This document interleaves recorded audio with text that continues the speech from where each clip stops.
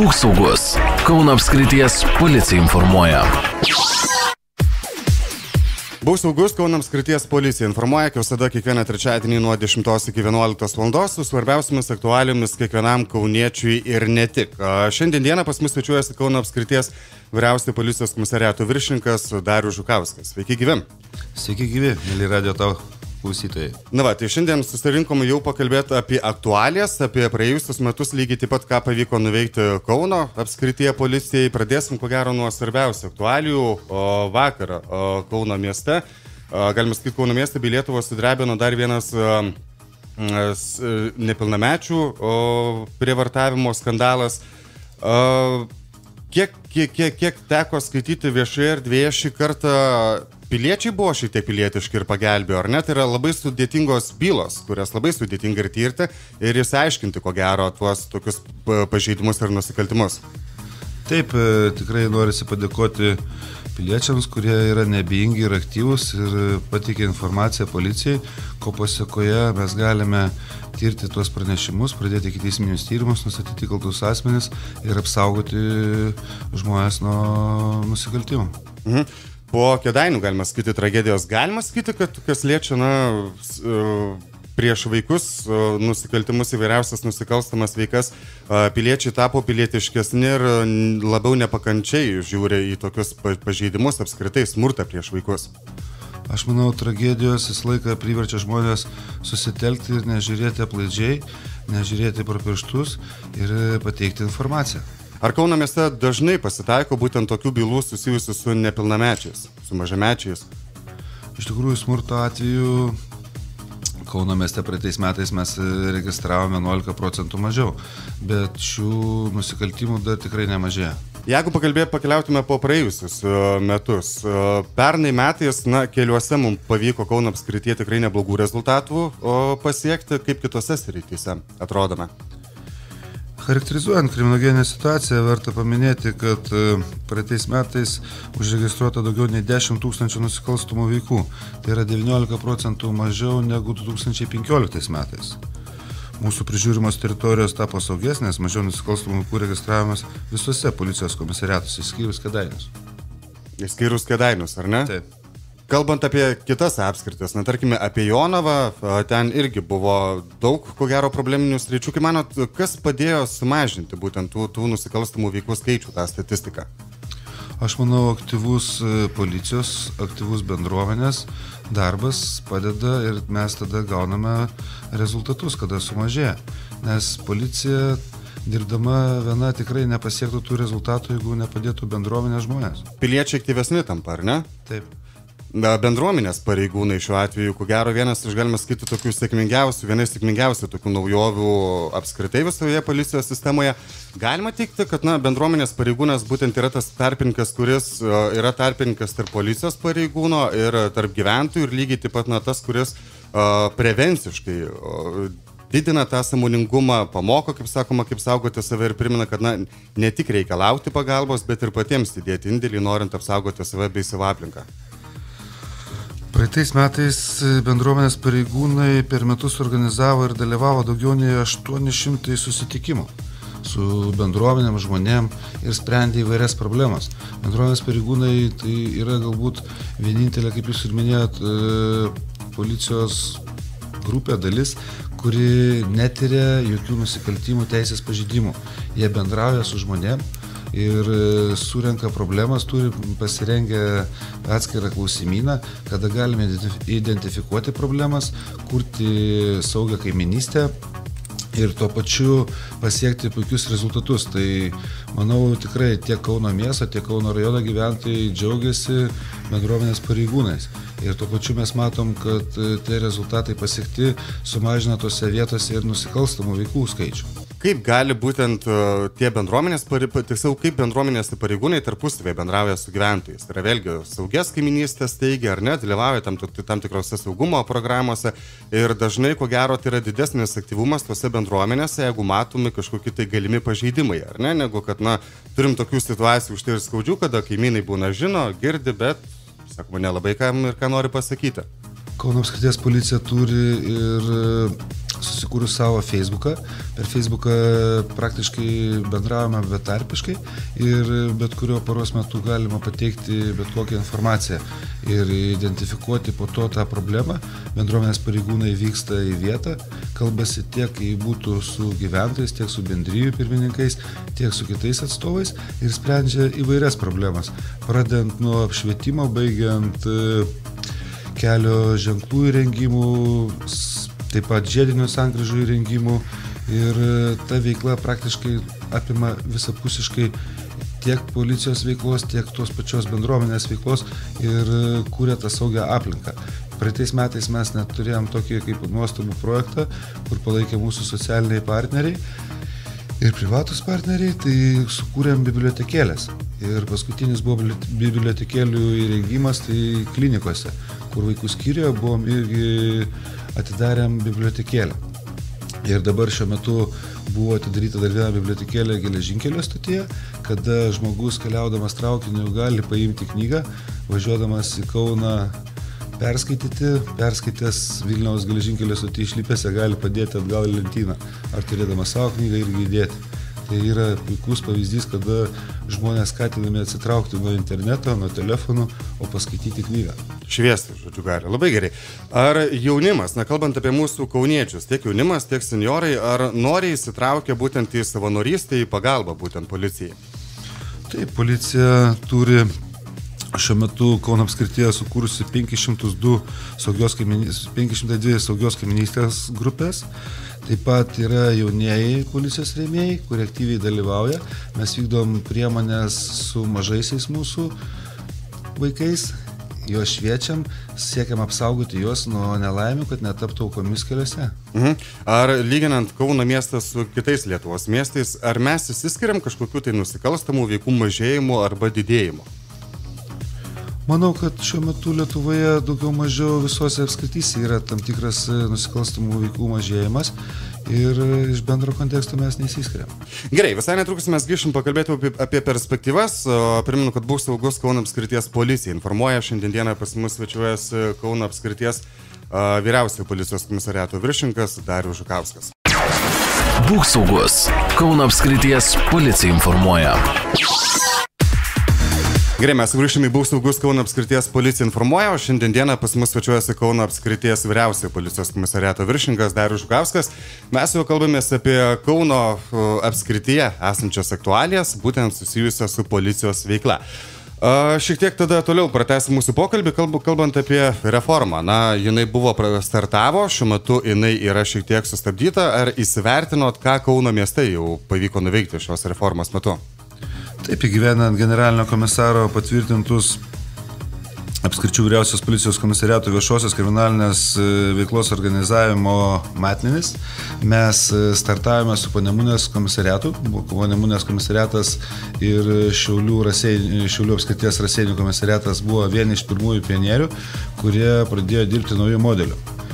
Tai po Panemunės sekė Santakos komisariatas, tada Kauno rajono, Centro policijos komisariatas, Kaišiadorių ir Kėdainių. Šiuo metu liko 3 policijos komisariatai, kuriuose neįvyko ta reforma, tačiau manome tai, kad įvertinus tam tikrus teigiamus dalykus neigiamus, artimiausiu metu irgi bus priimti sprendimai pradėti darbą taip ir tenai. Ką mes pasiekėme, tai džiaugiamės, kad mums gyventojų nebereikia kviestis į policijos komisariatus. Darbą organizuojam taip, kad būtume artimesni gyventojams.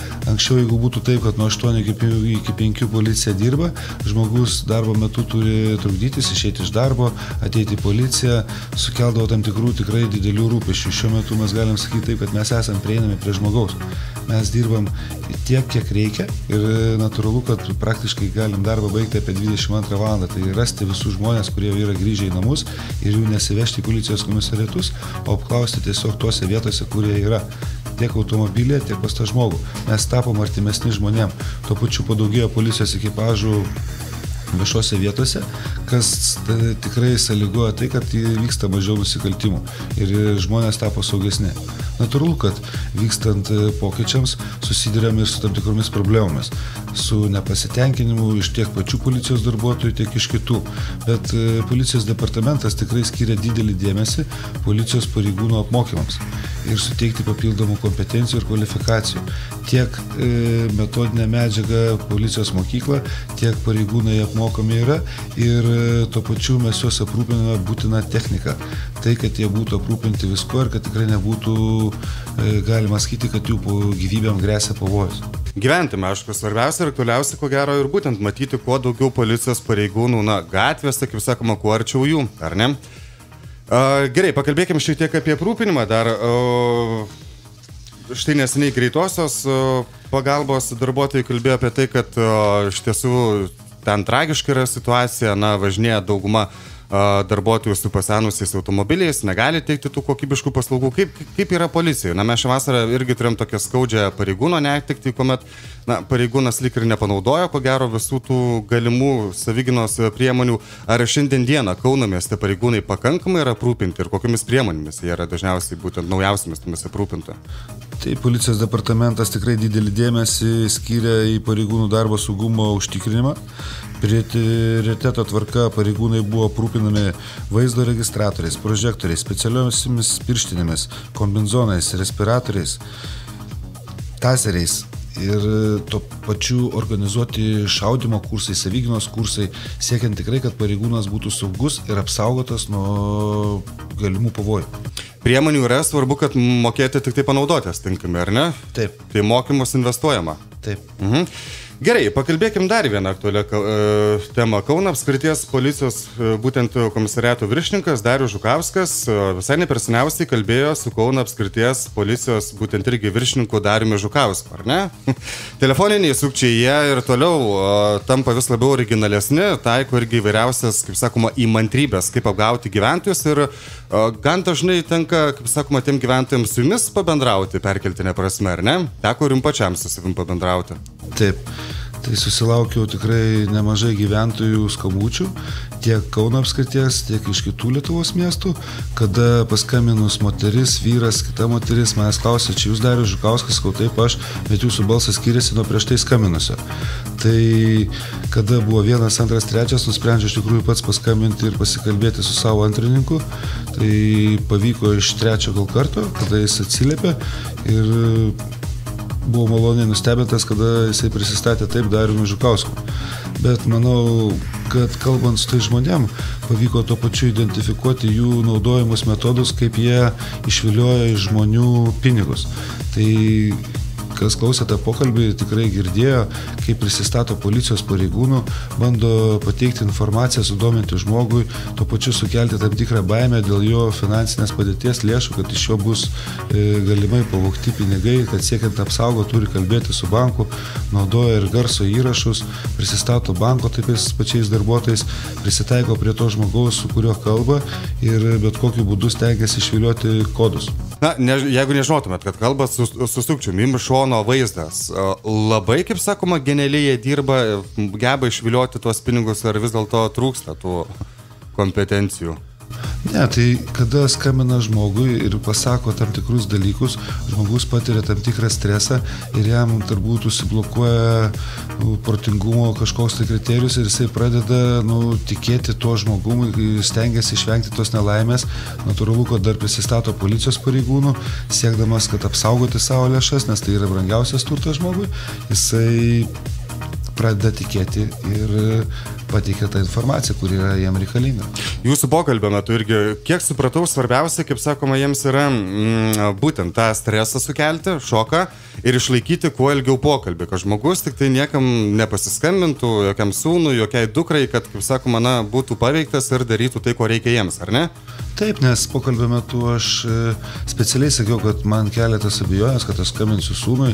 Mane ten sakė, kad nereikia skambinti sūnui, kad tai yra tavo pinigai, kad viskas tvarkoja, mes įspręsim, atsakingas yra darbuotojas.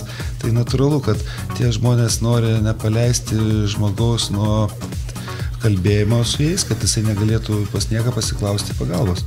Man dukra yra sakius dar, kada gal kokius 6-7 metus atgal, kada jie irgi gavo pranešimą, kad mama man atsitiko nelaimė, dukrai tuo metu buvo 14 metų. Viskas aišku. Kaip manot, dažniausiai tai yra iš įkalinimo įstaigų ar laisvėje esantis asmenys, kurie būtent ieško tų patiklių naivių žmonių? Dažniausiai vis tik tai pasitaiko tai, kad yra iš įkalinimo įstaigų skambina.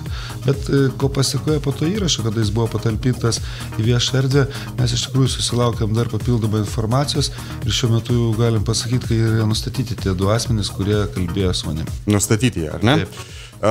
Visuomenėje atrodo daug metų jau yra kalbama šią problematiką, kad žmonės saugotų savo duomenis, kad nepasitikėtų tais, kurie ateina į namus, ten prisistato valstybinę mokesčių inspekciją, policiją. Elektrikais. Kaip manot, kur problema, kad vis tiek atsiranda tokių žmonių, kurie, pakimba, galima sakyti, ant to kabliuko. Netgi mes turėjom Lietuvoje tokių situacijų, kada iš močiutės išviliojo pinigus, apsimetė nūkų, nors jinai to nūko net neturi. Tai yra šokas dažniausiai žmonėm. Taip, aš manau, kad iš tikrųjų žmonės susiduria su tą stresinę situaciją, yra šokas ir kada jiem neleidžiama net pagalvoti, intensyviai pokalbis vedamas, kaip ir tam pokalbė, jie yra klampinami kuo giliau ir iš jų paima tą informaciją arba pinigai, kurie yra reikalingi. Bet mes turėjome ir tokių atvejų ne vieną, kada yra spastus pasipendė, kaip sakoma, patys gyventojai. Ką reikia tokiu atveju daryti, kada tu suvoki, kad tai iš tavęs bando išvilioti tos pinigus ar tai duomenis? Reikia nedelsiant informuoti policiją, tačiau irgi tas pats, kai sakoma, yra sudėtinga. Jeigu matom tai, kad neišeina ir tas telefonas, su kurio kalbame, yra tik tai vienintelė priemonė ir neturim galimybės pasišaukti šalia esančių ar šeimos narių ar kaimyno, tada manau, kad reikia nutraukti pokalbį ir informuoti 112 policiją. Na va, ir kaip sakoma, svarbiausia būti budriems. Kągi, tai dėkui jums, kad atkeliavot pas mus. Kaip manot, 2017-ieji, kokie didžiausi iššūkiai Kauno apskrityje toliau laukia mūsų? Taip, mes šiai dienai matome iš tikrųjų, kad yra didelis iššūkis mums, tai yra smurtas artimoje aplinkoje, vaikų apsauga ir tikrai didelį dėmesį ir prioritetinę sritį šitą laikysime ir skirsime pakankamai pajėgų, kad būtume šalia ir apsaugotume tiek vaikus, tiek žmonės, kurie kenčia nuo smurto. Tuo pačiu didelį dėmesį skirsime operatyviam reagavimui, sunkių ir labai sunkių nusikaltimų tyrimui, kovai su šešėliu, eismo saugumui. Mūsų rūpesčių išliks dėmesys žmogaus problemams. Kągi, tai dėkui jums, kad atkeliavot, sėkmės darbuose. Iki. Ačiū jums, iki. Primenu, kad būk saugus, Kauno apskrities policija informuoja. Šiandien dieną pas mus svečiavosi Kauno apskrities vyriausiojo policijos komisariato viršininkas Darius Žukauskas. Mes jau kalbėjomės apie praėjusių metų aktualijas Kauno apskrityje, bei būtent apie tai šiais metais, kokie svarbiausi iššūkiai laukia mūsų Kauno apskrityje.